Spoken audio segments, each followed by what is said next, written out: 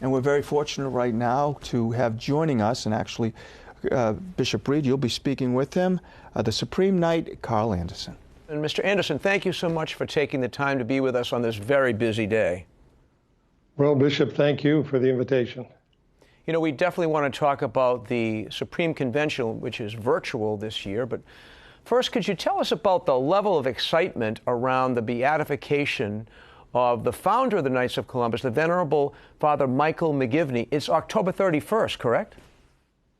Right, and the excitement level is really off the Richter scale for us. I mean, it's just fantastic. We were so grateful to Pope Francis for this event coming this year, first recognizing the miracle attributed to the intercession of Father McGivney, and then setting the date for his beatification on October 31st of this year.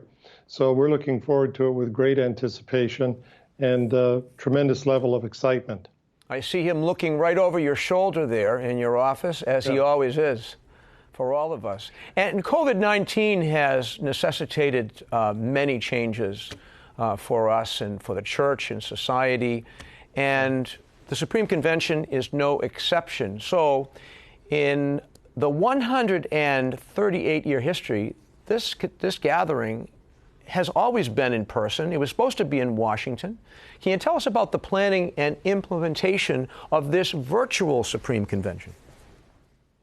Well, Bishop, you've been with us for so many years in person at our convention, so you know it's one of the great Catholic fraternal celebrations during the year.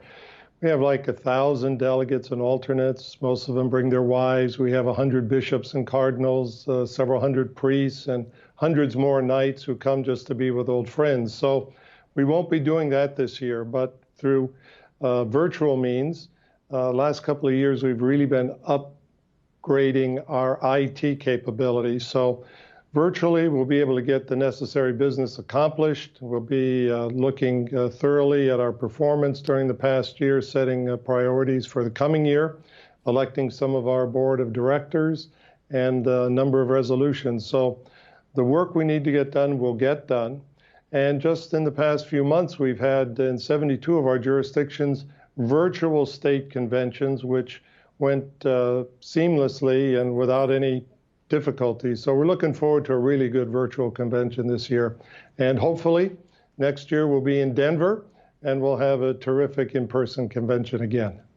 Well, my sister will be happy to hear that because she and her family live there in Denver, and it will bring about a family reunion at the same time. We were saying earlier in the show how much we enjoy the convention simply because it is such a family event. And one of the things that I always look forward to is your annual report. Now, I know you're going to give that this evening, and I don't want to take the thunder out of it, but could you just help us to understand the Knights' response, because it's pretty impressive, their response to COVID-19 in the Leave No Neighbor Behind initiative, because I am just astounded by what the Knights have done across the country and beyond. Yeah.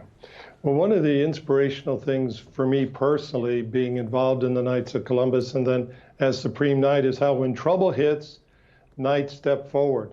They don't retreat. They get active, they get involved, and they're part of the solution. So we saw that in 9/11. We've seen it in Katrina and other hurricanes and earthquakes. So now, with COVID-19 pandemic, a lot of people shut in. Knights have stepped forward. We have a program we started this year, Leave No Neighbor Behind. We're raising money for food. We're collecting food. We're making deliveries to people who maybe can't get to the store. So none of our neighbors are left behind, especially in our parishes and in our councils. Blood donations were a big issue. So we've had thousands and thousands of blood donors step forward as part of our program. We've been helping Catholic nursing homes and helping Catholic health providers move forward during this time. So it's been inspirational to me to see how many of our brother Knights have stepped forward to help. And I see this continuing. So that's one of the big issues. The other issue was, you know, this has hit our parishes and our dioceses in a financial way very hard. So months ago, we announced a $100 million loan program for dioceses that might need some emergency extra funding. So we've helped some dioceses in that regard as well. So if you look at whether it's the charitable side, it's the insurance providing side, or it's the financial side, Knights of Columbus try to be there whenever there's this kind of a crisis. As a Catholic yourself, Catholic man, as a Knight of Columbus, as the Supreme Knight, what has your involvement in this fantastic fraternity done for you over the course of these many years? Well, I guess the short answer is it's changed my life for the better. It's made me a better Catholic, I think.